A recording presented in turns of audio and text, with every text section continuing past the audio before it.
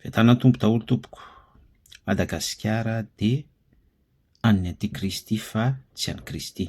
Averiko tsara hoe Madagasikara tsy an'ny Kristy fa an'ny antikristy.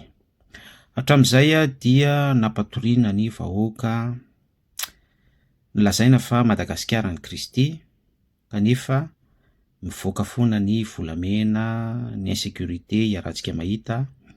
Ny mpino amin'izao fotoana izao dia tsotsofina sy azerazera, lerana ny ampahaforokalena sy ny sisa be da be.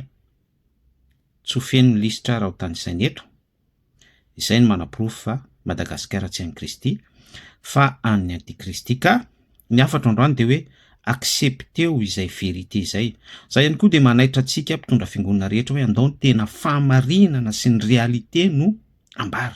Madagasikara tsy an'ny Kristy fa an'ny antikristy. Dikan'izay dia andao hibebaka. Mibebaka daholo isika, mifona amin'Andriamanitra ny amin'ny abomination manjaka eto amin'ity firenena ity.